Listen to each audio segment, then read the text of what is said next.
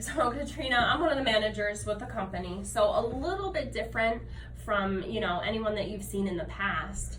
Their job is to get you enrolled into the program, make sure that you guys can qualify health-wise. My job is just to handle what you guys are already paying for. So with that being said, do you guys know what you have, or do you just know you're paying a bill? I just know. Yeah. That's what most people say too, so this should refresh your memory. So as you know, we are typically, in order to have any benefits to our company, you have to be a member of a union or you have to be a veteran. So everyone pretty much gets, you know, the same thing starting out, just to get their foot in the door and qualify them health-wise, with the understanding that one of the managers, which is myself, will come out to make the necessary adjustments to the policy. So with that being said, what you guys currently have is the freedom of choice. Now, this is a burial program. So the way that this is going to work is when either of you die, you're going to take this into the funeral home, or your beneficiary will. They'll take it into the funeral home, but they're not going to disclose how much coverage you guys have. Because imagine if they knew you had $100,000, how much do you think your funeral is going to cost? 100,000. Exactly, you know what I mean? So hopefully not quite that much, but what you want to do is write the amount of the funeral right here, and then you'll write the policy number, and then you guys are going to sign this just like it's a check. Then the funeral home calls us. We will pay for the funeral right away. Whatever's left over just goes back to the beneficiary in a lump sum check. So that way you're not overcharged just because you guys have coverage in place. And it puts your family in control too, because almost everyone has life insurance already. They got money in the bank, you know, but what people don't realize, in the past, people would pay for a funeral. They would either, you know, use their life insurance, which legally in the state of Ohio can take up to 6 months to pay out. Now, I don't know about you guys, but when do you think the funeral home wants their money? Right away. Exactly.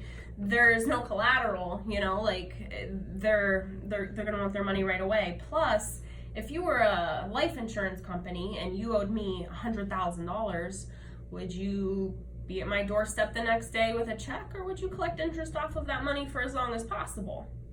So I mean, that's what they do. I mean, they're a business, so there's nothing wrong with that. That's just the way that it's designed. And then another thing is, I mean, you could have the money in the bank, and everyone has a little bit of money saved up, but what usually happens is people don't die in their sleep without any health issues. Most people end up in nursing homes. Most people end up, you know, getting cancer, having heart issues. So the medical bills could eat up all that money that, you know, you thought was going to be there for the funeral. So a lot of people, families will end up, you know, there's no money left to pay for the funeral. And then the only other option would be like a prepaid funeral. And thank God you guys did not do that, because funeral homes go out of business, they file bankruptcy, and when that happens, you could lose your entire investment. So it was very, very smart of you guys to set up the freedom of choice, because this handles everything for your family. Now, like I said, the only time that they usually have me come out here is when we need to make some type of adjustment, because the way your policy is, now you have a really great policy with us guys. So the way that it works is, you have a total of $65,000 in coverage, okay? So you have $65,000 in total coverage. Now here's the thing, only $15,000 is permanent, so it's locked in, it's whole life. So do you guys know what that means by it being locked in and it being whole life? That means that no matter how old you guys are when you die, it's guaranteed to pay out, because it's for your funeral. We don't know when we're going to die. So we want to make sure that no matter when we die, no matter how we die, it's there. The other $50,000 is temporary coverage. So it depends on your age, and it's funded with an accidental death benefit. Now, so what that means is the only way that this is going to pay out is if it's an accident. Now, this is going to fall off at age 70. So if you don't do something with it before then, you're going to lose the coverage. So the way that, and back when you initially took this out, so it was nothing that you did wrong, nothing that the agent did wrong. You were a lot younger when you originally took this out. So the odds of you dying in an accident were a lot higher back then. However, as we get older, the odds of dying from an accident go down, and the odds of dying from natural causes goes up. So what most people want to do is they want to make sure that this pays out no matter what. So they move this amount over to here. Now, I'm sure you guys want your life insurance to pay out no matter what too, right? Mm-hmm. Exactly. So if you look here, and then this is usually where I'll show them like how the cost of the accidental is so much cheaper than the cost of the whole life. Be like, look how you're paying this much for this. That's because this is locked in. So you're paying more for less and less for more. So what happens is this starts out so cheap, but the longer that you wait to lock this amount in and make it permanent, the more it's going to cost you to do it. So what I'll do is I'll show you 3 different options and let you pick one, but you have to qualify health-wise to be able to lock this in. How are you guys doing health-wise? Major health issues, anything like that? Any, so if they're under 60, you're going to ask, any DUIs or background issues? Have you been hospitalized for anything in the last 5 years? And are you taking any prescriptions on a daily basis? If they're over 60, as long as, you know, they answer no to all of the health questions on the senior application, then they can qualify. So the options that I'm going to present someone in a case like this, because they have $65,000 in total coverage. So that's going to be my minimum option. That's going to be my bronze, okay? So that's going to be the bronze, and then the silver, I'm going to do 100,000. So it's going to be 115,000, and then the gold would be 215,000. And of course, this would have to be someone that's under the age of 60. If they're over 60, then your minimum option is going to be locking in 30,000 because of the senior graded, because that's the maximum that you can do. And then let's just say this one is $110 a week.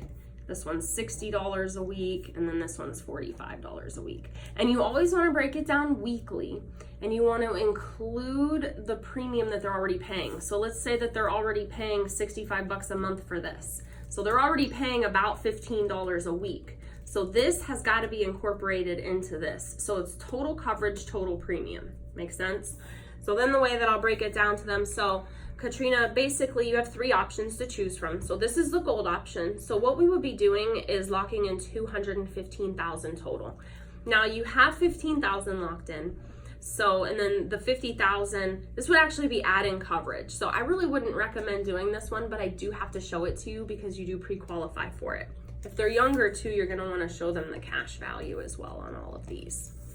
And then, so this one would be about $110 a week. Now keep in mind, this includes the $15 a week that you're already paying as well.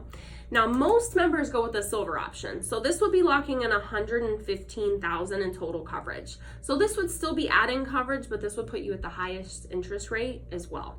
So most members go with this one, which would be $60 a week. Now this is the one that I would recommend for you because like I said, my job's really just to lock in what you guys are already paying for. So this would lock in all of your coverage. So that way everything that you have would be permanent.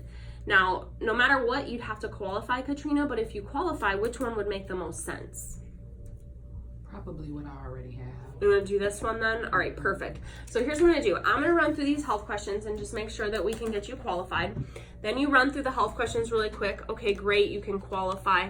So the way that this is set up, and then you just pull out the Q&R checklist right away. So the way that this is set up, and then you just go over the first one. It's on a once a month computerized deduction through your banking system. So having it done this way gets you this discounted rate. Since today is the 23rd, you're going to be able to choose your due date anywhere between the 23rd and the 6th. What's the best time for you to have this come out every month, Katrina? Maybe around the 3rd of every month. Around the 3rd? Okay, perfect. So the only thing that I would need to get this set up would be your driver's license and whatever account that you guys want this to come out of. Boom.